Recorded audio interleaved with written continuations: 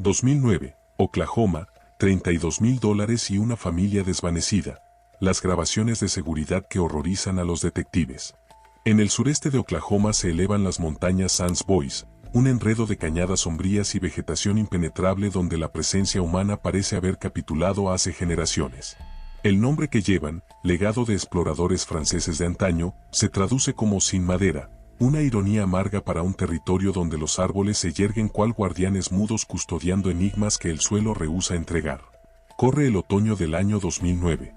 Las frondas empiezan a tornarse en tonos ámbar y escarlata mientras una familia compuesta por 3 integrantes maneja su vehículo pick-up de color blanco por veredas de tierra que se retuercen entre la espesura.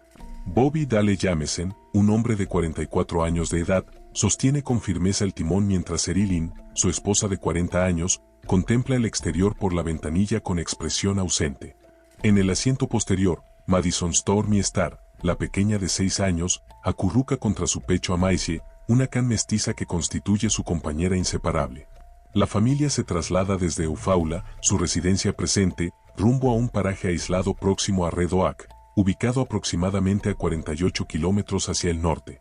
Bobby junto con Sherilyn evalúan adquirir 40 acres de terreno virgen donde proyectan fundar una existencia renovada, distante de toda civilización y contacto humano. El proyecto resulta osado aunque elemental: habitar en un depósito de almacenaje del cual ya son propietarios en dicha parcela, renunciar a las facilidades de la vida urbana y adoptar una realidad recluida. Sin embargo, en esta comarca montañosa, el aislamiento puede mutar en prisión. A lo largo de décadas, las montañas Sands Boys han presenciado relatos perturbadores. Los residentes de la zona murmuran sobre instalaciones clandestinas para fabricar metanfetamina ocultas entre los pinares, sobre congregaciones de fanáticos que se reúnen en zonas apartadas, sobre individuos que penetran en estas elevaciones y sencillamente se evaporan como neblina bajo el astro solar del mediodía. En octubre del año 2009, nadie concibe que la familia Jamesen está por transformarse en el suceso más escalofriante que jamás haya surgido de estas tierras abandonadas. Un enigma tan tenebroso y enrevesado que, 15 años más tarde, los detectives continúan incapaces de contestar la interrogante más elemental: ¿qué ocurrió verdaderamente? Los expedientes de la policía evidencian que el día 8 de octubre, Bobby junto a Sherilyn se entrevistaron con un colaborador del dueño del predio. El intercambio fue conciso y formal. Posteriormente caminaron durante 15 minutos aproximadamente ladera arriba, portando su dispositivo GPS. Localizaron un sitio apacible, examinaron el panorama, debatieron sus intenciones futuras. Todo lucía ordinario. Retornaron a su vehículo. El propulsor se activó. Los neumáticos resonaron sobre el piso desnivelado mientras la camioneta proseguía algo más por el sendero de tierra. Y posteriormente, en algún instante indefinido de aquella tarde octubrense, algo aconteció. Algo que eliminó a 3 seres humanos de la superficie terrestre. La pick-up permanecería abandonada en pleno camino selvático, asegurada con cerradura, con el habitáculo intacto pero desprovisto de presencia humana. Adentro aguardarían indicios que únicamente producirían más interrogantes: documentos de identidad, aparatos telefónicos móviles, billeteras, un aparato GPS operativo y, de forma inexplicable, $32,000 en papel moneda meticulosamente resguardado. Maisie, la perra que Madison adoraba con devoción incondicional, quedaría en el asiento trasero, próxima a perecer por deshidratación e inanición. La niña jamás habría desertado a su acompañante. Jamás. Los bosques circundantes devorarían toda huella de la familia. 300 personas colaborarían en la exploración inicial, rastreando cada porción de superficie escarpada. Canes especializados olfatearían el ambiente sin detectar un único vestigio. Aeronaves sobrevolarían las coronas arbóreas. Colaboradores vociferarían nombres que solamente la corriente de aire respondería. Transcurrirían 4 años íntegros antes de que 2 cazadores hallaran restos óseos dispersos a menos de 5 kilómetros del automóvil abandonado.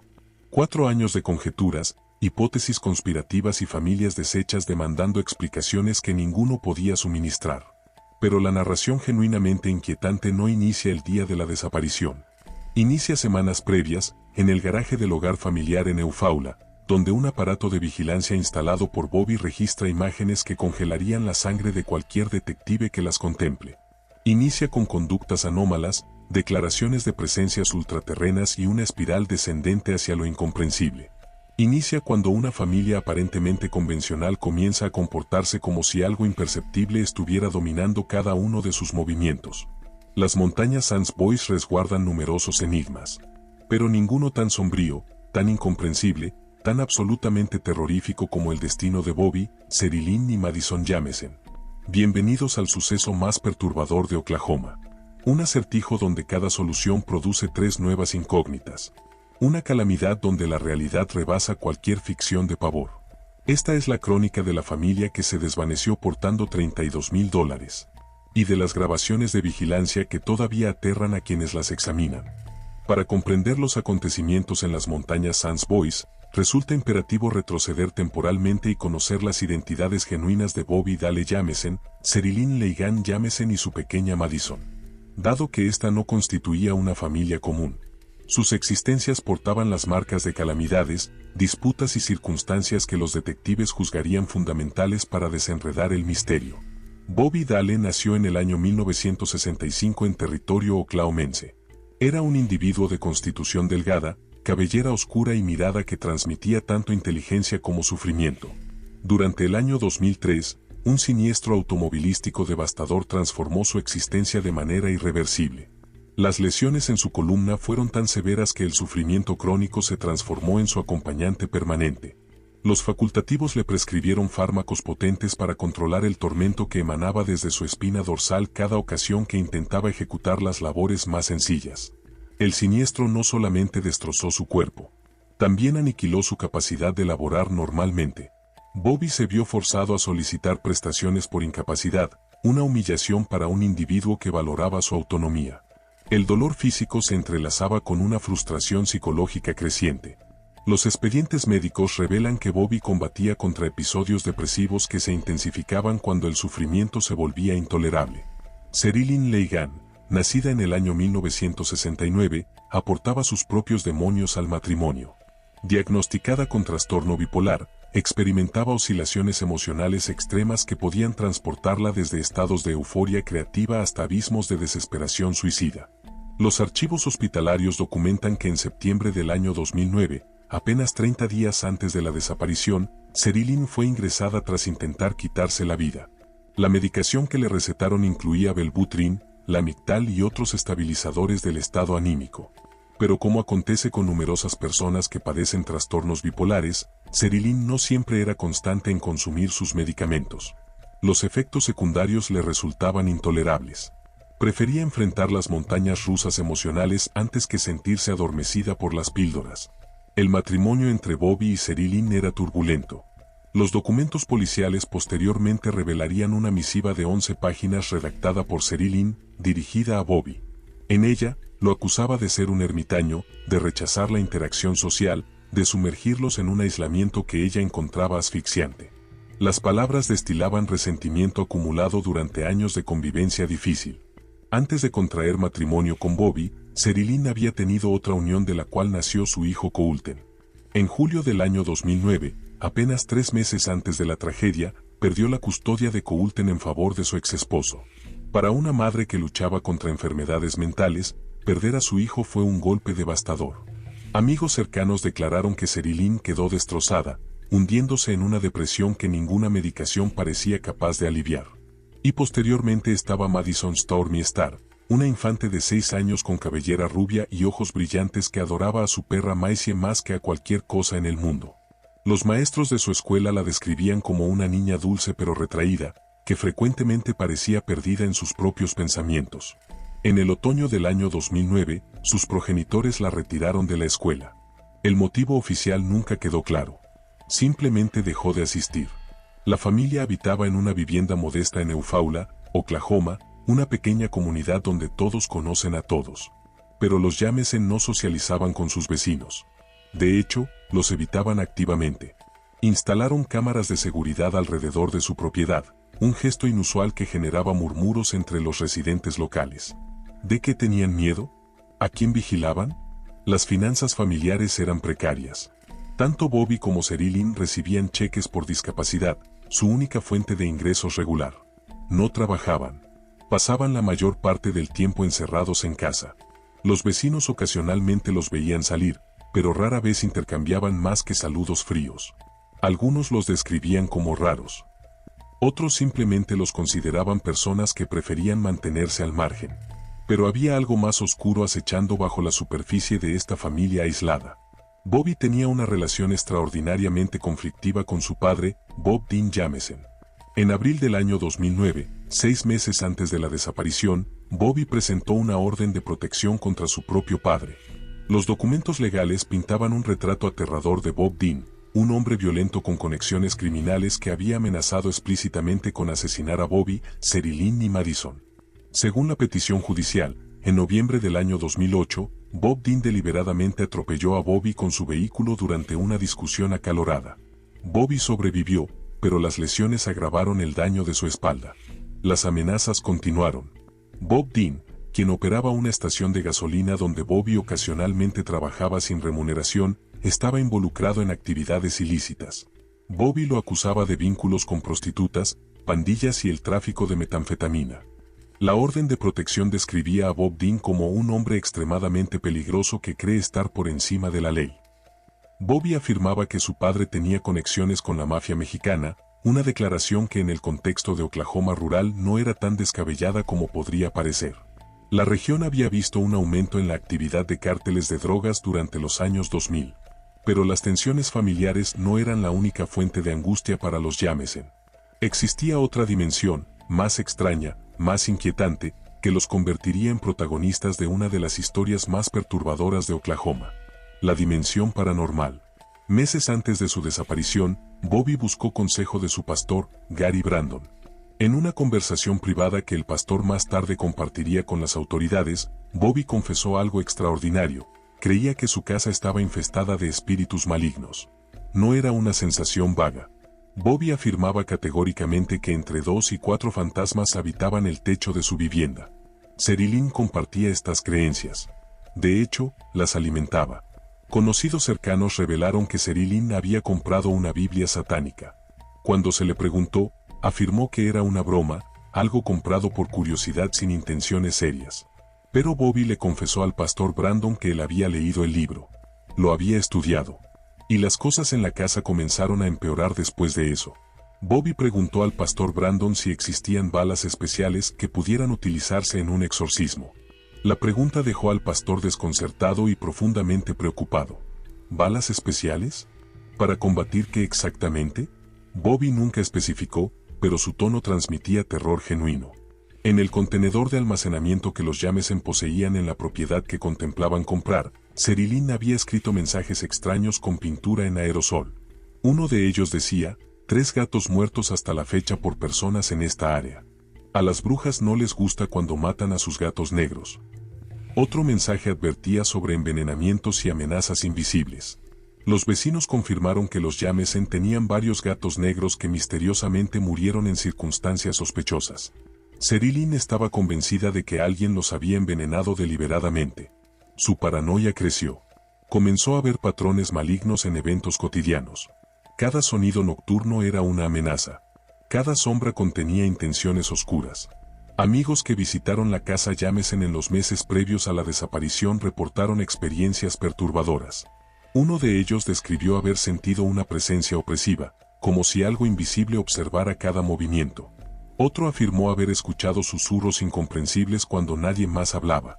Incluso familiares que inicialmente descartaban las afirmaciones de Bobby y Sherilyn como productos de enfermedades mentales admitieron haber experimentado fenómenos inexplicables dentro de esas paredes.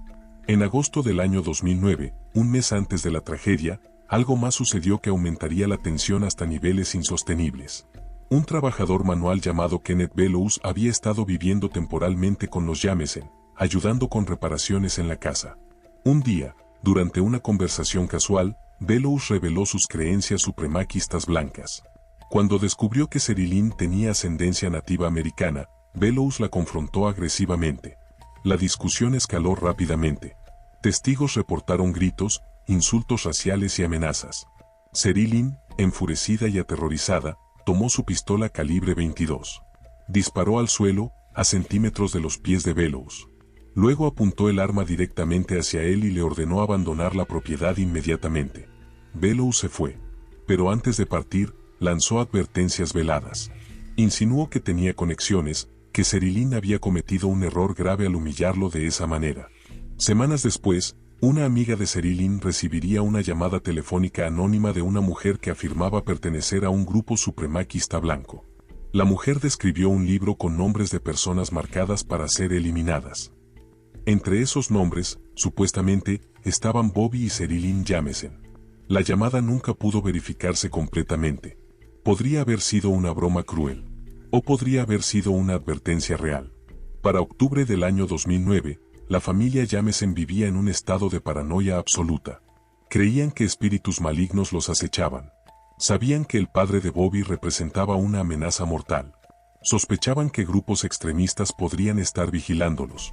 Y ahora contemplaban abandonar todo para vivir aislados en 40 acres de tierra salvaje en las montañas Sans Bois.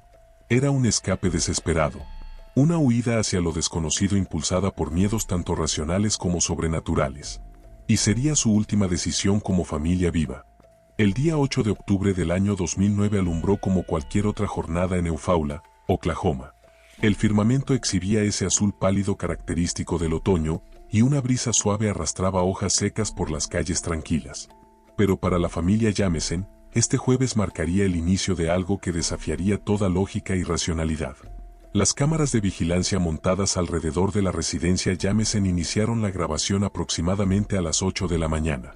Lo que registraron durante las horas subsiguientes se transformaría en una de las evidencias más perturbadoras que los detectives examinarían jamás.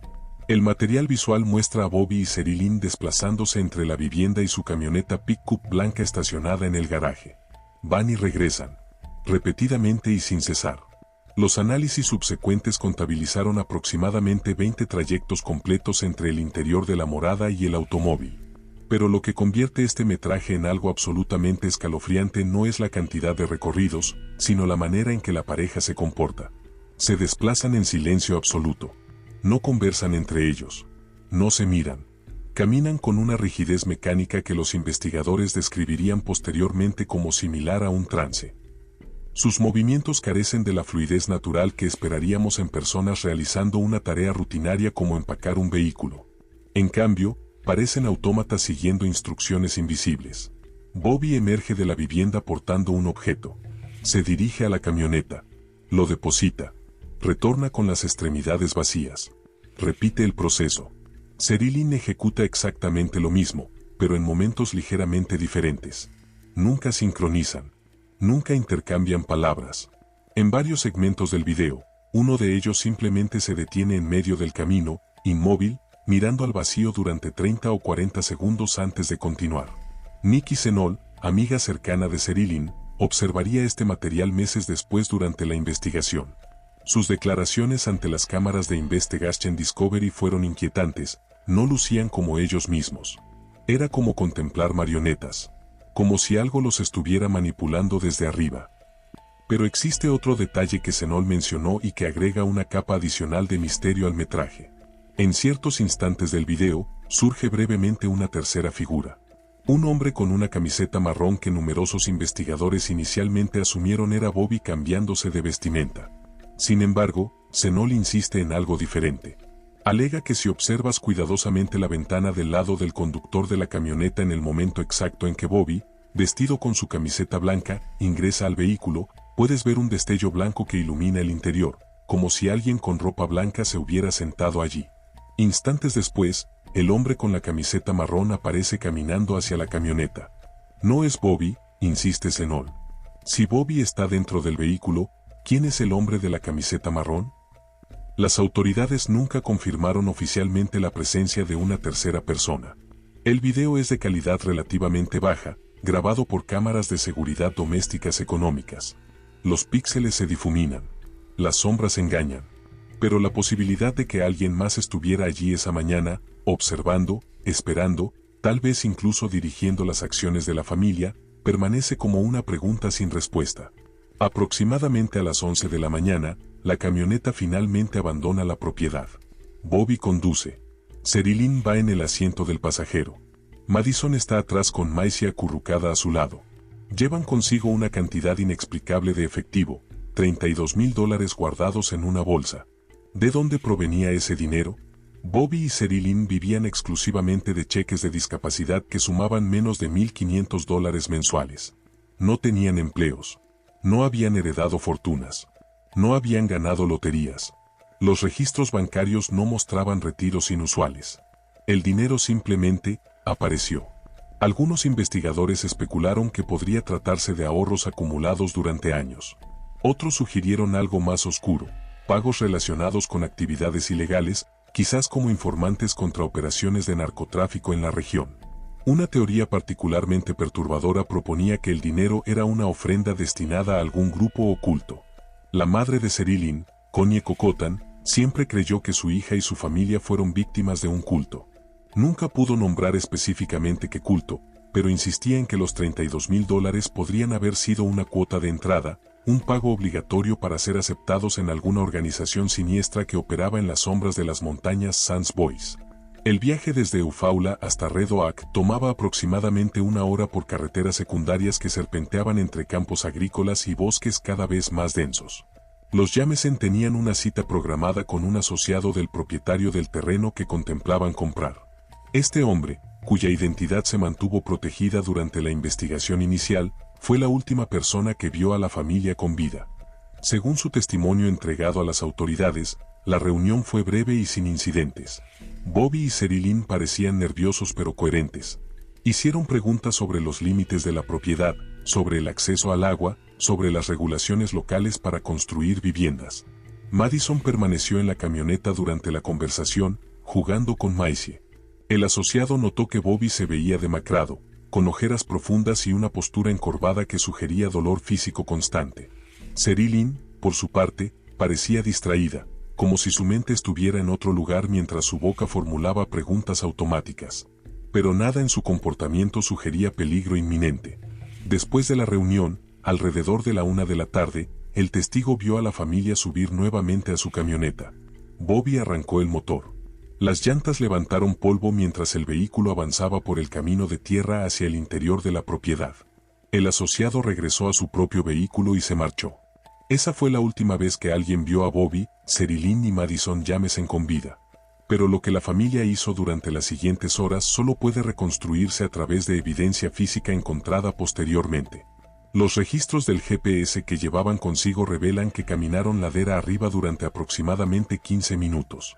Encontraron un claro con vista panorámica de los valles circundantes. Se detuvieron allí el tiempo suficiente para tomar fotografías.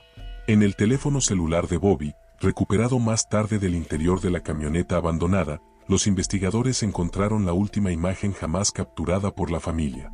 Era una foto de Madison, de pie en la ladera de la montaña. Llevaba puesto un abrigo rosado. Su expresión era extrañamente seria para una niña de 6 años. No sonreía. Simplemente miraba a la cámara con ojos que parecían contener un conocimiento imposible para alguien tan joven. Detrás de ella, el bosque se extendía denso e impenetrable. Los árboles proyectaban sombras largas bajo el sol de octubre. Y en algún lugar entre esos árboles, algo esperaba. Después de tomar la fotografía, la familia regresó a su vehículo. El GPS indica que condujeron aproximadamente 800 metros más hacia el norte, adentrándose por un camino forestal apenas transitable. Y entonces, en un punto específico donde el sendero se estrechaba entre pinos altos, la camioneta se detuvo. El motor se apagó. Las puertas se abrieron. Y 3 personas descendieron hacia un destino que ni los investigadores más experimentados han podido determinar con certeza. Lo que sucedió en las horas siguientes permanece como uno de los vacíos más frustrantes en todo el caso. No existen testigos. No hay grabaciones. No quedaron notas explicativas. Solo silencio absoluto mientras el sol comenzaba su descenso hacia el horizonte occidental. Cuando el crepúsculo tiñó el cielo de naranja y púrpura, ninguna luz se encendió en la camioneta abandonada. Ninguna voz humana rompió el silencio de los bosques. Las montañas Sans Bois se tragaron a la familia Jameson como si nunca hubieran existido. Mientras tanto, en Eufaula, nadie se preocupó inicialmente. Los Jameson eran conocidos por desaparecer durante días sin avisar a nadie. Bobby y Sherilyn valoraban su privacidad hasta el extremo. Madison ya no asistía a la escuela, así que su ausencia no generó alarmas administrativas. La vida continuó normalmente para el resto del mundo mientras 3 personas permanecían perdidas en algún lugar de las montañas. Pasó el viernes 9 de octubre. Pasó el sábado 10. El domingo 11 de octubre, algunos familiares comenzaron a inquietarse. Intentaron llamar a los teléfonos celulares de Bobby y Sherilyn. Las llamadas iban directamente al buzón de voz. Los mensajes de texto quedaban sin respuesta. Pero fue hasta el sábado 17 de octubre, 9 días completos después de la desaparición, que un cazador montado en una motocicleta todoterreno recorría senderos remotos cerca de Red Oak cuando notó algo extraño. Una camioneta pick-up blanca estacionada en medio del camino, completamente fuera de lugar en esa área aislada. El cazador se acercó con cautela. El vehículo estaba cerrado con llave. Las ventanas permanecían intactas. No había señales de vandalismo ni de violencia externa. Anotó el número de placa y llamó al departamento del sheriff del condado de Latimer para reportar el hallazgo.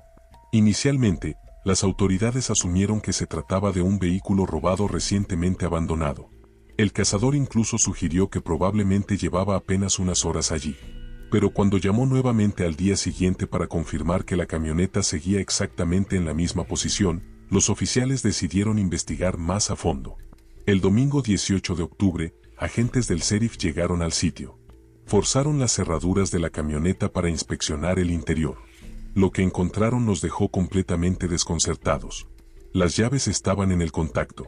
Las carteras de Bobby y Sherilyn descansaban en los asientos delanteros, con todas sus identificaciones, tarjetas bancarias y licencias de conducir intactas. Los teléfonos celulares de ambos yacían en la consola central. El sistema GPS estaba apagado pero funcional.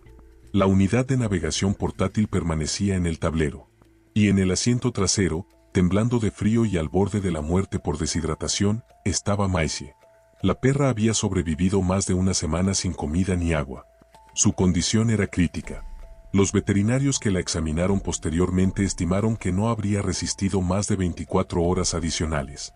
Pero lo más impactante, lo que transformó este caso de un simple vehículo abandonado a una emergencia de personas desaparecidas, fue el descubrimiento de una suma de dinero oculta en el interior. $32,000 en billetes de diferentes denominaciones, cuidadosamente envueltos y guardados en una bolsa de tela. Ningún ladrón deja atrás $32,000. Ningún secuestrador se olvida de registrar el vehículo de sus víctimas. Si la familia hubiera huido voluntariamente, ¿por qué abandonarían todo su dinero, sus identificaciones, sus teléfonos y, lo más importante, a Maisie? Madison amaba a esa perra más que a cualquier cosa en el mundo. Jamás la habría dejado atrás voluntariamente. Jamás. El sheriff Israel Beauchamp ordenó una búsqueda inmediata del área circundante. Para la mañana del lunes 19 de octubre, más de 300 voluntarios se habían unido a equipos profesionales de rescate para peinar cada centímetro cuadrado de bosque alrededor del vehículo abandonado. Helicópteros equipados con cámaras térmicas sobrevolaron las copas de los árboles buscando firmas de calor. Perros rastreadores especialmente entrenados olfatearon las prendas de ropa dejadas en la camioneta, intentando captar un rastro. Equipos a caballo recorrieron senderos estrechos inaccesibles para vehículos. Buzos inspeccionaron estanques y arroyos cercanos. Durante 3 días completos, cientos de personas gritaron los nombres de Bobby, Sherilyn y Madison hasta quedar afónicos. Escuchaban con atención desesperada, esperando algún grito de respuesta, algún llanto infantil, cualquier señal de vida humana. Pero las montañas Sans Boys solo devolvían silencio. No encontraron cuerpos. No encontraron ropa desechada. No encontraron señales de lucha o de campamentos improvisados. No encontraron absolutamente nada que indicara hacia donde habían ido 3 personas que simplemente bajaron de su camioneta y se desvanecieron como humo. El sheriff Beauchamp convocó una conferencia de prensa el 22 de octubre. Frente a docenas de periodistas y cámaras de televisión, admitió algo que rara vez escucharías de un oficial de la ley: tenemos tantas pistas que apuntan en tantas direcciones diferentes que no sabemos por dónde empezar. Nunca he visto algo así. Y entonces comenzaron las teorías, las especulaciones, las acusaciones. Cada nueva información descubierta sobre la familia Jamesen solo generaba más preguntas imposibles de responder. Las semanas posteriores al hallazgo de la camioneta abandonada metamorfosearon el suceso Jamesen de una exploración de personas desaparecidas a una de las pesquisas más complejas y perturbadoras en la historia criminal de Oklahoma. Cada ocasión que los detectives consideraban haber localizado una dirección clara, emergían nuevas pruebas que contradecían completamente sus hipótesis. El sheriff Beauchamp junto a su equipo iniciaron excavando en los antecedentes de la familia, y lo que descubrieron pintaba un cuadro tan extraño que incluso los pesquisidores más escépticos comenzaron a considerar posibilidades que normalmente descartarían como absurdas. La primera línea de pesquisa se concentró en Bob Dean Jamieson, el progenitor de Bobby. Los documentos de la Orden de Protección eran claros. Este individuo había amenazado explícitamente con asesinar a su hijo y su familia. Poseía un historial de violencia, supuestas conexiones con el crimen organizado, un temperamento explosivo alimentado por décadas de resentimiento familiar. Los detectives interrogaron a Bob Dean exhaustivamente. El hombre, entonces de 67 años, negó rotundamente cualquier participación. Afirmó que sí, había tenido conflictos con Bobby, pero que nunca actuaría sobre sus amenazas. Eran palabras dichas en el calor del momento, nada más. Jack Jamieson, hermano de Bob Dean y tío de Bobby, proporcionó información que complicaba la teoría. Según Jack, en los días cercanos a la desaparición de la familia, Bob Dean estaba gravemente enfermo. Había sido hospitalizado varias veces. Su salud se deterioraba rápidamente. Era un hombre enfermo, declaró Jack ante las autoridades. Apenas podía caminar por su casa.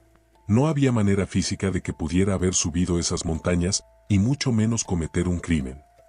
Las autoridades verificaron los registros hospitalarios. Bob Dean efectivamente había estado internado durante varios días en octubre del año 2009. Los médicos confirmaron que su condición era delicada. Además, su coartada para el 8 de octubre resultó ser sólida. Múltiples testigos lo ubicaron a más de 100 kilómetros de distancia de las montañas Sans Bois el día de la desaparición. Bob Dean Jamieson murió en diciembre del año 2009, apenas 2 meses después de que su hijo desapareciera. Se llevó a la tumba cualquier secreto que pudiera haber conocido, cualquier pista que pudiera haber proporcionado. Su muerte cerró definitivamente esa línea de investigación. Pero si no fue el padre, ¿entonces quién? La atención se desplazó hacia Kenneth Bellows, el trabajador manual con creencias supremaquistas blancas que Sherilyn había expulsado de su casa a punta de pistola en agosto. Los investigadores lo localizaron rápidamente y lo sometieron a interrogatorios intensivos. Bellows admitió el incidente. Confirmó que Sherilyn había disparado cerca de sus pies. Reconoció que habían discutido acaloradamente sobre su herencia nativa americana. Pero presentó una coartada que los detectives pudieron verificar. El 8 de octubre, estaba trabajando en un sitio de construcción a más de 200 kilómetros de distancia, rodeado de testigos que confirmaron su presencia durante todo el día. Sin embargo, la teoría de grupos supremaquistas blancos no desapareció completamente. Nikki Senol, la amiga de Sherilyn que había estado buscando activamente a la familia, recibió aquella llamada telefónica anónima que mencionó un libro con nombres de personas marcadas para eliminación. La mujer al otro lado de la línea afirmó haber pertenecido a una organización supremaquista y haber visto los nombres de Bobby y Sherilyn en esa lista. ¿Era creíble? La llamante proporcionó algunos detalles que no eran de conocimiento público, lo que sugería que efectivamente sabía algo. Pero nunca se identificó. Nunca llamó nuevamente. Y las autoridades nunca pudieron rastrear el origen de la comunicación. Senol compartió esta información con los detectives, quienes investigaron grupos extremistas conocidos operando en Oklahoma. Descubrieron que varios grupos supremaquistas tenían células activas en la región durante esos años. Algunos habían sido vinculados a desapariciones y homicidios no resueltos. Pero ninguna evidencia física conectaba directamente a estos grupos con los Jamieson. La siguiente teoría que ganó tracción fue aún más oscura: tráfico de drogas. Las montañas Sans Bois eran notorias por albergar laboratorios clandestinos de metanfetamina. La producción y distribución de esta droga había convertido partes de Oklahoma rural en zonas peligrosas controladas por organizaciones criminales despiadadas. Bobby había reportado a las autoridades sobre un laboratorio de metanfetamina operando cerca de su vecindario apenas meses antes de desaparecer. ¿Fue esa denuncia su sentencia de muerte? Los narcotraficantes no perdonan a los informantes. Si Bobby había visto demasiado, si había hablado con las personas equivocadas, él y su familia podrían haber sido eliminados como advertencia para otros. Esta teoría explicaría los $32,000. Algunos investigadores especularon que Bobby y Sherilyn podrían haber estado involucrados en el negocio de las drogas, que el dinero representaba ganancias de ventas o un pago programado. El video de vigilancia, con sus movimientos trance-like, podría indicar que estaban bajo la influencia de metanfetamina cuando empacaron la camioneta. Sin embargo, cuando los detectives registraron meticulosamente la residencia Jamesen en Eufaula, no encontraron ninguna evidencia de consumo o producción de drogas. No había parafernalia. No había residuos químicos. Las pruebas toxicológicas realizadas en objetos personales tampoco revelaron trazas de metanfetamina u otras sustancias ilegales. El sheriff Beauchamp descartó públicamente la teoría de drogas, declarando: «Hemos investigado exhaustivamente y no hay absolutamente nada que sugiera que esta familia estuviera involucrada en narcóticos». Entonces surgió una posibilidad que heló la sangre de todos los involucrados en la investigación. ¿Y si la familia nunca salió viva de esas montañas porque alguien los estaba esperando? Los análisis forenses del terreno revelaron algo inquietante. A aproximadamente 2 kilómetros del punto donde fue encontrada la camioneta, los investigadores descubrieron evidencia de actividad humana reciente: fogatas apagadas, latas de comida vacías, envoltorios de cigarrillos. Alguien había acampado en esa área durante el mismo periodo temporal de la desaparición. ¿Ocupantes ilegales? ¿Cazadores furtivos? ¿O algo mucho más siniestro? Las montañas Sans Bois atraían a todo tipo de personas que preferían evitar la sociedad convencional. Individuos que vivían completamente fuera de la red, sin documentos, sin direcciones fijas, sobreviviendo de lo que pudieran cazar o robar. Algunos eran inofensivos. Otros, peligrosamente inestables. La teoría del hombre de la montaña ganó popularidad en foros de internet y programas de televisión sobre crímenes verdaderos. Proponía que la familia Jamesen simplemente tuvo la mala suerte de encontrarse con un individuo violento que vivía oculto en los bosques. Quizás los interceptó mientras caminaban. Quizás los obligó a acompañarlo a un lugar remoto. Quizás los asesinó y ocultó los cuerpos en alguna cueva o barranco que los equipos de búsqueda nunca encontraron. Pero esta teoría tenía agujeros significativos. ¿Por qué un criminal dejaría $32,000 sin tocar en la camioneta? ¿Por qué no robaría los teléfonos celulares, las identificaciones, cualquier cosa de valor? Y si efectivamente los mató, ¿dónde estaban los cuerpos? El pastor Gary Brandon, quien había aconsejado a Bobby sobre sus experiencias paranormales, ofreció una interpretación completamente diferente. En entrevistas posteriores, Brandon sugirió que fuerzas sobrenaturales podrían haber estado involucradas. Recordaba vívidamente las confesiones de Bobby sobre los fantasmas en su techo. Recordaba la desesperación en su voz cuando preguntó sobre balas especiales para exorcismos. Brandon creía genuinamente que la familia Jamesen estaba siendo atormentada por entidades malignas, y que finalmente, esas entidades los habían llevado a su destrucción. No era Bobby hablando, diría Brandon años después. Era como si algo hubiera tomado control de él. Sus ojos, había algo diferente en sus ojos. Amigos cercanos que habían realizado sesiones espiritistas con Sherilyn compartían opiniones similares. Una de ellas describió cómo Sherilyn se tomaba estas sesiones con una seriedad inquietante, como si realmente creyera estar contactando con el más allá. Después de una sesión particularmente intensa, Sherilyn le confesó que había visto figuras oscuras en su casa, sombras que se movían con intención propia. Los mensajes escritos por Sherilyn en el contenedor de almacenamiento agregaban peso a estas afirmaciones paranormales. A las brujas no les gusta cuando matan a sus gatos negros. ¿Era esto una advertencia? ¿Una amenaza? ¿O simplemente las palabras de una mujer mentalmente inestable? Connie Cocotan, la madre de Sherilyn, nunca dudó de lo que había sucedido. Desde el primer día, insistió en que su hija y su familia habían sido víctimas de un culto. Aparecía en programas de televisión, daba entrevistas a periódicos, suplicaba a cualquiera que escuchara que investigaran organizaciones ocultistas operando en Oklahoma. Sherilyn me contó sobre personas extrañas que la contactaban, declaró Connie. Hablaban sobre rituales, sobre sacrificios. Ella estaba asustada. Yo le dije que se alejara de esa gente, pero creo que ya era demasiado tarde. La teoría del culto explicaría los $32,000 como una ofrenda ritual. Explicaría por qué la familia llevó a Madison, una niña de 6 años, a una ubicación tan remota. Explicaría los comportamientos extraños capturados en el video de vigilancia. Si estaban bajo la influencia de lavado de cerebro o coerción psicológica, sus movimientos trance-like tendrían perfecto sentido.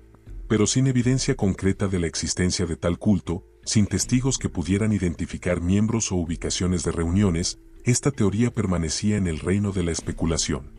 Y entonces estaba la teoría más dolorosa, la que ningún familiar quería considerar pero que los investigadores no podían ignorar: asesinato-suicidio. La carta de 11 páginas escrita por Sherilyn a Bobby revelaba profundo resentimiento matrimonial. Los acusaba de haberlos aislado del mundo. Lo culpaba por su infelicidad. Las palabras destilaban veneno emocional acumulado durante años. Los detectives descubrieron evidencia adicional de tensión marital extrema. Discusiones documentadas por vecinos. Quejas de ruido por peleas nocturnas. El intento de suicidio de Sherilyn en septiembre, apenas un mes antes de la desaparición. Era posible que Bobby, sumido en dolor crónico, enfrentando demandas legales, perseguido por paranoia y problemas mentales, hubiera decidido terminar con todo. Que condujera a su familia a las montañas, los llevara a un lugar remoto y ejecutara un pacto de muerte familiar. La teoría tenía cierta lógica terrible. Explicaría por qué dejaron todo atrás, porque sabían que no regresarían. Explicaría por qué llevaron a Madison, porque en la mente retorcida de alguien contemplando asesinato-suicidio, no abandonas a tu hija para que enfrente el mundo sola. Pero había problemas significativos con esta hipótesis.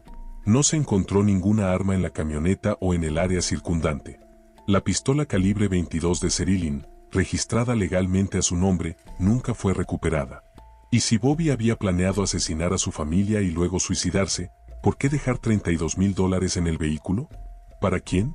Además, conocidos cercanos insistían en que a pesar de todos sus problemas, Bobby y Sherilyn amaban profundamente a Madison.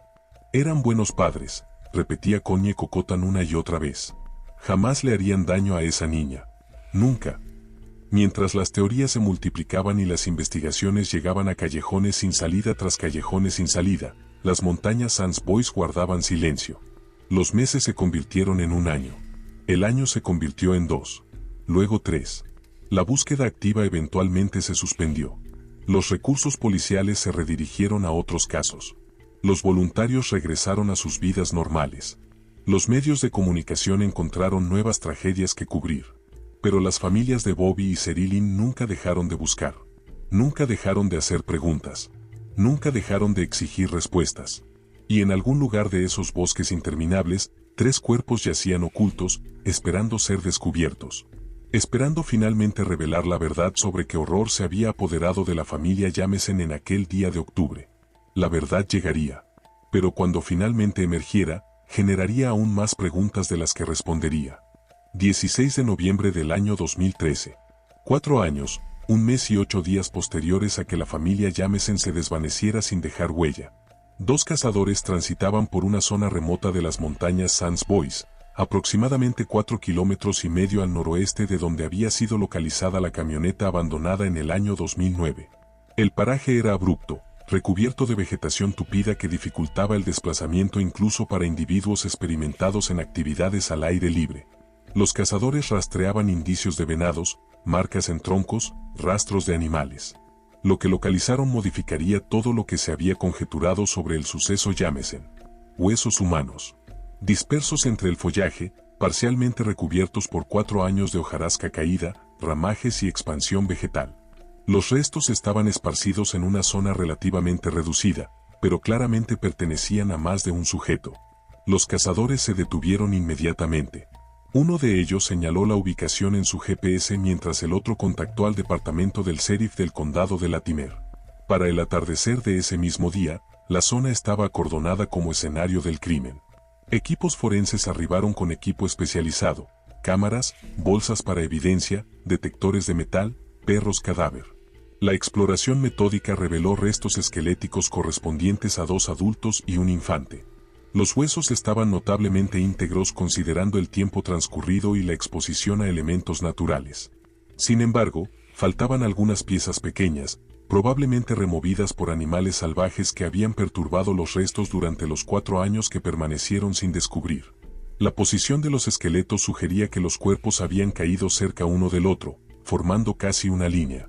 Las autoridades no confirmaron públicamente las identidades hasta el 3 de julio del año 2014, casi 8 meses después del descubrimiento. El retraso se debió a la necesidad de realizar pruebas antropológicas y de ADN exhaustivas. Los restos estaban en estado de descomposición tan avanzado que la identificación visual resultaba imposible. Finalmente, la oficina del médico forense del estado de Oklahoma emitió su declaración oficial. Los restos pertenecían a Bobby Dale Jamesen, de 44 años, Sherilyn Leighton Jamesen, de 40 años, y Madison Stormy Star Jamesen, de 6 años. La familia había sido encontrada. Pero el misterio estaba lejos de resolverse. El doctor Joshua Lanter, médico forense jefe asignado al caso, enfrentó una tarea imposible. Los restos esqueléticos revelaban información limitada sobre las circunstancias de muerte. No había tejido blando que analizar. No había órganos internos que examinar. Solo huesos que habían soportado 4 inviernos, 4 veranos, innumerables tormentas y la actividad constante de carroñeros. El informe forense final fue devastadoramente inconcluso. Causa de muerte, indeterminada. Manera de muerte, indeterminada.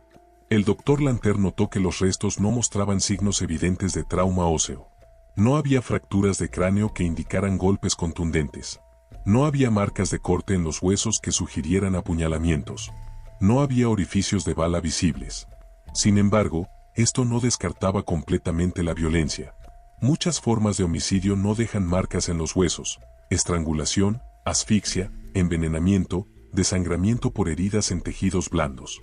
Después de 4 años expuestos a elementos naturales, cualquiera de estas causas sería imposible de detectar. El análisis también reveló evidencia de daño post-mortem causado por animales salvajes. Dientes de coyotes habían dejado marcas características en algunos huesos. Aves carroñeras habían dispersado piezas más pequeñas. Este tipo de actividad animal era completamente esperado y no proporcionaba información útil sobre cómo habían muerto. Lo que el doctor Lanter sí enfatizó en su informe fue algo que enviaba escalofríos por la espalda de cualquiera que lo leía: las muertes ocurrieron bajo circunstancias sospechosas. No podía determinar que había matado a la familia Jamesen, pero su experiencia profesional le decía que algo definitivamente estaba mal. La ubicación donde fueron encontrados los cuerpos generó preguntas adicionales. Estaban a menos de 5 kilómetros de la camioneta, una distancia que una familia podría caminar fácilmente en menos de 2 horas, incluso con una niña de 6 años. Pero, ¿por qué caminarían en esa dirección? El terreno entre el vehículo y el sitio de los restos era irregular, sin senderos claros, sin ningún destino lógico visible. Si habían sido perseguidos, ¿por qué no corrieron de vuelta hacia la camioneta donde tenían teléfonos celulares para pedir ayuda? Si buscaban ayuda, ¿por qué adentrarse más en el bosque en lugar de seguir el camino de regreso hacia áreas pobladas? Si planeaban suicidarse, ¿por qué caminar tanto antes de hacerlo? La investigación se reabrió con renovada urgencia. El sheriff Beauchamp, quien para entonces ya se había retirado, fue consultado extensamente. Los detectives revisaron cada pieza de evidencia recolectada en el año 2009.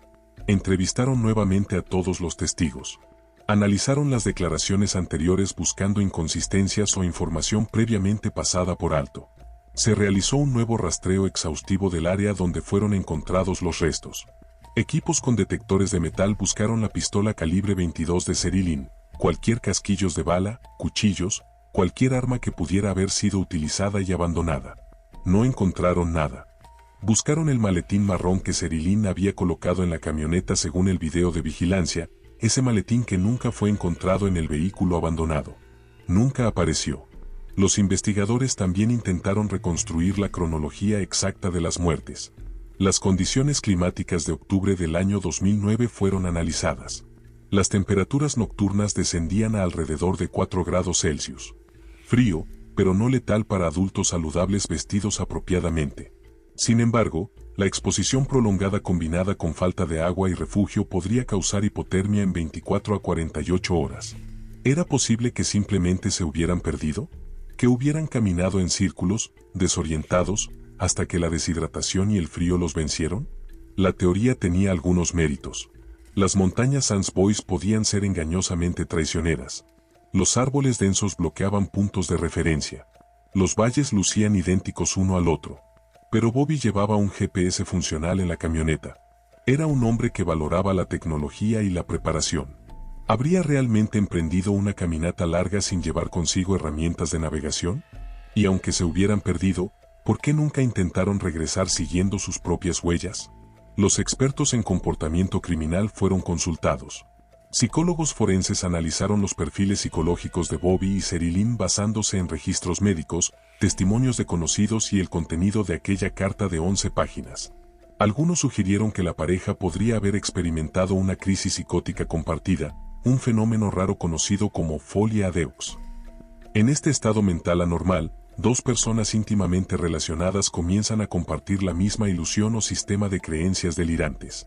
Dado que tanto Bobby como Sherilyn creían en la presencia de espíritus malignos en su hogar, dado el historial de enfermedad mental de Sherilyn y el dolor crónico que afectaba el juicio de Bobby, era teóricamente posible que hubieran caído en una espiral de paranoia mutua que culminó en una decisión fatal. Quizás creyeron que algo los perseguía. Quizás pensaron que adentrarse en el bosque era la única manera de escapar de fuerzas invisibles. Quizás, en un estado de delirio compartido, tomaron decisiones que parecían lógicas en el momento pero que los llevaron directamente a la muerte. Esta teoría fue profundamente dolorosa para las familias. Connie Cocotan rechazó categóricamente cualquier sugerencia de que su hija y su yerno hubieran causado sus propias muertes a través de juicio deteriorado. Alguien los mató, insistía. Alguien está ahí afuera, libre, y ustedes están culpando a las víctimas. La madre de Bobby, Mary Jamesen, compartía sentimientos similares. En una entrevista televisiva, declaró con voz quebrada: mi hijo amaba a su esposa. Amaba a su hija. Estaba haciendo todo lo posible por proporcionarles una vida mejor. Algo terrible le sucedió, pero no fue su culpa. Las teorías de conspiración continuaron proliferando en Internet. Foros dedicados al caso Jamesen acumulaban miles de páginas de especulación. Usuarios analizaban cada fotograma del video de vigilancia, buscando evidencia de esa supuesta tercera persona. Algunos juraban poder ver figuras sombrías en el fondo. Otros creaban diagramas complejos intentando probar conexiones entre los Jamesen y organizaciones criminales. Un usuario particularmente dedicado creó un mapa detallado de todos los laboratorios de metanfetamina conocidos en el condado de Latimer entre el año 2008 y el año 2010. Marcó la ubicación de la camioneta abandonada y el sitio donde fueron encontrados los restos. Trazó líneas conectándolos con varios laboratorios. Su conclusión: la familia tropezó accidentalmente con una operación de narcotráfico activa y fue eliminada para proteger el negocio. Otros insistían en la conexión con grupos supremaquistas blancos. Recopilaban listas de organizaciones extremistas activas en Oklahoma. Identificaban miembros conocidos. Intentaban ubicar a la mujer que había llamado a Nikki Senol con información sobre el supuesto libro de nombres marcados. Pero cada pista se desvanecía en la nada. Un pequeño pero vocal grupo de creyentes paranormales mantenía que fuerzas sobrenaturales habían estado involucradas. Señalaban las afirmaciones de Bobby sobre fantasmas, las sesiones espiritistas de Sherilyn, los mensajes extraños sobre brujas y gatos negros. Proponían que la familia había abierto algún tipo de portal o había invocado entidades que finalmente los consumieron. Investigadores paranormales incluso visitaron la antigua residencia Jamesen en Eufaula, ahora ocupada por nuevos inquilinos. Realizaron lecturas con equipos EMF, detectores de campos electromagnéticos. Instalaron grabadoras buscando fenómenos de voz electrónica. Algunos afirmaron haber capturado evidencia de presencias sobrenaturales. Otros admitieron que la casa parecía completamente ordinaria. Para el año 2015, 6 años después de la desaparición inicial y 2 años después del descubrimiento de los restos, el caso oficialmente permaneció abierto pero inactivo. No había nuevos desarrollos. No surgían testigos adicionales. La evidencia física había sido analizada hasta el agotamiento sin producir respuestas definitivas. El sheriff actual del condado de Latimer emitió una declaración pública reconociendo la frustración de todos los involucrados. Hemos seguido cada pista. Hemos explorado cada teoría. Hemos dedicado miles de horas hombre a este caso. Y todavía no podemos decirles con certeza qué le sucedió a la familia Jamesen. Es posible que nunca lo sepamos. Esa admisión de fracaso fue devastadora para las familias. Pero era honesta. A veces, incluso con toda la tecnología forense moderna, con equipos dedicados de investigadores, con recursos casi ilimitados, algunos misterios simplemente no pueden resolverse. Los $32,000 encontrados en la camioneta fueron eventualmente entregados a los herederos legales después de años de procedimientos legales. El dinero no proporcionó consuelo. Solo recordaba que algo inexplicable había sucedido, algo que justificaba esa cantidad extraordinaria de efectivo. La camioneta pick-up blanca fue subastada como propiedad recuperada. El nuevo propietario, completamente ajeno a su historia macabra, La utilizó durante años antes de enterarse casualmente de su conexión con uno de los casos de personas desaparecidas más famosos de Oklahoma. La antigua residencia Jameson cambió de manos varias veces. Algunos inquilinos reportaron experiencias extrañas, sombras inexplicables, ruidos nocturnos, sensaciones de estar siendo observados. Otros vivieron allí sin incidentes. La casa se convirtió en una atracción mórbida para turistas oscuros que visitaban Eufaula específicamente para fotografiarla. Y en las montañas Sans Bois, la vida continuaba indiferente a la tragedia humana. Los árboles crecían. Las estaciones cambiaban. Los ciervos pastaban en los claros. Los coyotes aullaban bajo lunas llenas.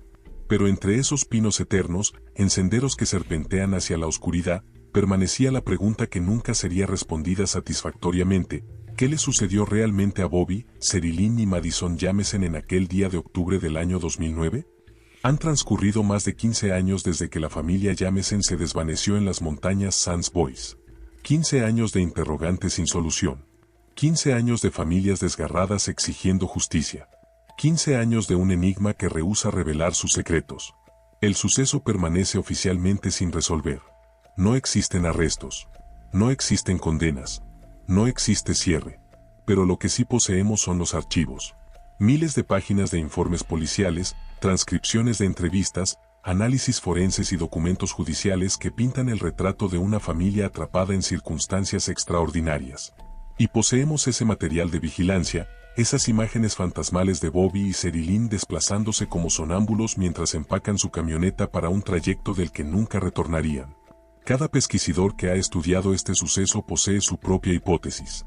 Cada uno considera haber identificado la pieza clave que explica todo. Pero ninguna hipótesis encaja perfectamente con toda la evidencia disponible. Si Bob Dean Jameson eliminó a su hijo y su familia, ¿cómo lo ejecutó estando gravemente enfermo y con coartadas verificables? Si fueron grupos supremaquistas blancos, ¿por qué no existe absolutamente ninguna evidencia física de su participación? Si tropezaron con narcotraficantes, ¿por qué los criminales dejaron $32,000 sin tocar? Y si fue asesinato-suicidio, ¿dónde está el arma? ¿Cómo explicamos los movimientos trance-like en el material visual? ¿Por qué una familia contemplando la muerte empaca cuidadosamente su camioneta con pertenencias que saben que no necesitarán? El verdadero horror del suceso Jameson no radica en los huesos encontrados en el bosque. Radica en la imposibilidad de entender qué cadena de eventos llevó a esos huesos a estar allí. Connie Cocotan falleció en el año 2018 sin obtener respuestas sobre el destino de su hija. Hasta su último aliento, insistió en que Sherilyn había sido víctima de un culto. Creía que en algún lugar de Oklahoma, personas que conocían la verdad vivían libres, protegidas por el silencio y la falta de evidencia. Mary Jameson, madre de Bobby, se sumió en una depresión profunda de la cual nunca se recuperó completamente. En entrevistas ocasionales, hablaba de su nieta Madison con lágrimas corriendo por sus mejillas arrugadas. Era una niña tan dulce, recordaba. Merecía crecer. Merecía tener una vida. Y alguien se la quitó. La hermana de Sherilyn, que había permanecido mayormente fuera del ojo público, finalmente habló en el año 2019 durante el 10º aniversario de la desaparición. Sus palabras fueron escalofriantes. Sherilyn me llamó 2 días antes de desaparecer. Me dijo que sentía que algo malo iba a suceder. Le pregunté qué quería decir. Solo respondió, ellos están observando. Le pregunté quiénes. Nunca me contestó. ¿Quiénes eran ellos? ¿Los fantasmas que Bobby juraba habitar su techo? ¿Supremaquistas blancos con una lista de objetivos? ¿Narcotraficantes protegiendo territorios? ¿O simplemente los demonios internos de una mujer luchando contra enfermedades mentales? El suceso Jameson se ha transformado en una leyenda oscura en Oklahoma. Los habitantes locales de Eufaula hablan de ello en susurros. Los guías turísticos de las montañas Sans Bois ocasionalmente mencionan la historia a visitantes morbosos. La casa donde habitaron los Jameson ha sido demolida y reconstruida, como si borrar la estructura física pudiera borrar también los recuerdos inquietantes. Pero existen quienes continúan investigando. Podcasts de crímenes verdaderos dedican episodios extensos al suceso. Canales de YouTube con millones de suscriptores analizan cada detalle. Documentales independientes intentan presentar nuevas perspectivas. En el año 2020, un investigador privado afirmó haber identificado a la mujer que llamó a Nikki Senol con información sobre grupos supremaquistas. Según él, La mujer habitaba en Arkansas bajo un nombre falso. Pero cuando periodistas intentaron localizarla para entrevistas, descubrieron que había fallecido 3 años antes. Sus secretos se fueron con ella a la tumba. Otro desarrollo intrigante ocurrió en el año 2021 cuando archivos policiales previamente sellados fueron liberados bajo solicitudes de libertad de información. Entre los documentos había reportes de un testigo anónimo que afirmaba haber visto a la familia Jamesen el 9 de octubre del año 2009, un día después de su desaparición oficial. Según este testigo, vio a una familia correspondiente a la descripción de los Jamesen caminando por un camino forestal aproximadamente 15 kilómetros al este de donde fue encontrada su camioneta. La mujer llevaba de la mano a una niña pequeña. Un hombre caminaba detrás de ellas. Todos parecían cansados pero no angustiados. El testigo no reportó esto en su momento porque asumió que eran simplemente excursionistas. Solo años después, al ver noticias sobre el caso, se preguntó si podrían haber sido los Jamesen. Pero para entonces, su memoria era imprecisa sobre fechas exactas y ubicaciones específicas. Los investigadores intentaron verificar su relato pero nunca pudieron confirmarlo definitivamente. Si el testimonio era preciso, significaba que la familia sobrevivió al menos 24 horas después de abandonar su camioneta. ¿Caminaron todo ese tiempo? ¿Buscaban algo? ¿Huían de algo? Y si estaban vivos el 9 de octubre, ¿qué les sucedió en los días siguientes? Las preguntas se multiplican interminablemente, como espejos reflejándose uno en otro hasta el infinito. En el año 2022, un grupo de entusiastas del suceso organizó una expedición a las montañas Sans Bois. Equipados con detectores de metal, cámaras y GPS de alta precisión, recorrieron sistemáticamente el área donde habían sido encontrados los restos. Buscaban el maletín marrón, la pistola de Cerilyn, cualquier pieza adicional del rompecabezas. No encontraron nada nuevo, pero reportaron sensaciones inquietantes mientras exploraban los bosques. Una opresión inexplicable, sonidos que no podían identificar, una sensación persistente de estar siendo observados por ojos invisibles. Algunos miembros del grupo juraron que nunca regresarían a esas montañas. Otros se burlaron de tales afirmaciones, atribuyéndolas a su gestión psicológica alimentada por conocer la historia macabra del lugar. ¿Están embrujadas las montañas Sans Bois? ¿Retuvo la tierra algo del horror que se desarrolló allí? ¿O simplemente proyectamos nuestros propios miedos sobre paisajes que permanecen eternamente indiferentes al sufrimiento humano? Para el año 2025, el suceso Jamesen ha ingresado al canon de misterios estadounidenses sin resolver que capturan la imaginación colectiva. Se menciona en el mismo aliento que el asesinato de John Bennett Ramsey, la desaparición del vuelo MH370, el asesino del Zodiaco. Sucesos donde tenemos nombres, rostros, evidencia física, pero ninguna respuesta satisfactoria. La diferencia es que la mayoría de esos otros sucesos involucran víctimas singulares o circunstancias extraordinarias. El suceso Jamesen es aterrador precisamente porque involucra a una familia ordinaria haciendo algo mundano, mirando terrenos para comprar. Y de alguna manera, esa actividad cotidiana se transformó en una pesadilla que culminó con 3 cuerpos esparcidos en un bosque remoto. Si puede sucederles a ellos, puede sucederle a cualquiera. Esa es la lección aterradora que resuena a través de este suceso. Israel Beauchamp, el sheriff retirado que dirigió la investigación inicial, fue entrevistado en el año 2023 para un documental sobre el suceso. Ahora un hombre de 70 años con cabello completamente blanco, reflexionó sobre el suceso que lo había perseguido durante más de una década. He trabajado cientos de sucesos durante mi carrera, dijo lentamente, eligiendo cada palabra con cuidado. Homicidios, secuestros, todo tipo de crímenes. Pero este es diferente. Tenemos demasiadas pistas que apuntan en demasiadas direcciones. Es como si alguien deliberadamente plantara evidencia para confundirnos. O como si múltiples factores convergieran simultáneamente para crear una tormenta perfecta de tragedia. Hizo una pausa, mirando por la ventana hacia las montañas distantes apenas visibles en el horizonte. A veces me pregunto si realmente queremos saber la verdad. Porque sospecho que cuando finalmente la descubramos, si es que alguna vez lo hacemos, será algo tan perturbador, tan fuera de nuestra comprensión normal de cómo funciona el mundo, que desearíamos haber dejado el misterio sin resolver. Esas palabras resumen perfectamente la esencia del suceso Jamesen. Es un abismo que nos invita a mirar dentro, prometiendo respuestas pero entregando solo oscuridad más profunda. Madison Jamesen tendría 21 años ahora si hubiera vivido. Estaría terminando la universidad, comenzando su carrera, tal vez enamorándose, planeando su futuro. En cambio, sus restos yacen en una tumba familiar en un cementerio tranquilo de Oklahoma, bajo una lápida que lee, un ángel demasiado especial para la tierra. Bobby y Sherilyn están enterrados a su lado, separados en vida por conflictos y enfermedades, unidos en muerte por un misterio que nadie puede resolver. Cada año, en el aniversario de su desaparición, personas que nunca conocieron a la familia Jamesen visitan sus tumbas. Dejan flores. Encienden velas. Dejan notas escritas a mano preguntando qué sucedió, expresando solidaridad, prometiendo no olvidar. Porque aunque no tengamos respuestas, tenemos memoria. Y mientras recordemos a Bobby, Sherilyn y Madison, mientras mantengamos vivo su suceso en la conciencia pública, existe una pequeña posibilidad de que algún día, alguien, en algún lugar, revele el secreto que ha permanecido oculto durante tanto tiempo. Quizás una confesión en lecho de muerte. Quizás documentos descubiertos en un ático polvoriento. Quizás evidencia de ADN previamente no procesada. Quizás simplemente un golpe de suerte investigativa. O quizás nunca sabremos. Quizás las montañas Sans Boys guardarán este secreto para siempre, susurrándolo solo al viento que sopla entre los pinos, a los ciervos que pastan en los claros, a la tierra que cubrió los huesos durante 4 años antes de entregarlos finalmente. El material de vigilancia continúa existiendo en archivos policiales. Esas imágenes de Bobby y Sherilyn desplazándose en su trance inexplicable, empacando para un trayecto sin retorno.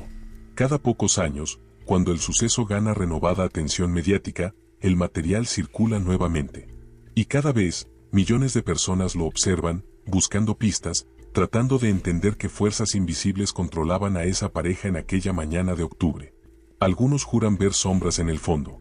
Otros detectan patrones en los movimientos que sugieren coerción o control mental. La mayoría simplemente siente un escalofrío inexplicable al observar a 2 personas que, en menos de 24 horas, desaparecerían de la faz de la tierra junto con su hija de 6 años. ¿Qué vieron en esas montañas? ¿Qué los obligó a abandonar su vehículo con todas sus posesiones valiosas? ¿Quién o qué causó sus muertes? ¿Y por qué, después de 15 años de investigación exhaustiva, seguimos sin saber nada con certeza? Estas preguntas permanecen suspendidas sobre el suceso como una niebla perpetua, densa e impenetrable. Las montañas Sans Boys continúan alzándose sobre el sureste de Oklahoma. Los senderos forestales serpentean entre árboles antiguos. Las hojas caen cada otoño, cubren la tierra, se descomponen, alimentan nuevo crecimiento. El ciclo eterno de la naturaleza procede indiferente a las tragedias humanas que ocasionalmente interrumpen su ritmo. Pero en algún lugar entre esos árboles, grabada en la memoria misma del paisaje, permanece la última caminata de la familia Jamesen. Sus últimos pensamientos. Sus últimos momentos. La verdad de lo que realmente sucedió cuando 3 vidas se apagaron bajo un cielo de octubre. Y esa verdad, esquiva y terrible, espera pacientemente a ser descubierta. O quizás prefiere permanecer oculta para siempre, un secreto compartido solo entre los muertos y las montañas que los reclamaron. El suceso de la familia Jamesen permanece abierto. Las preguntas persisten. El misterio continúa.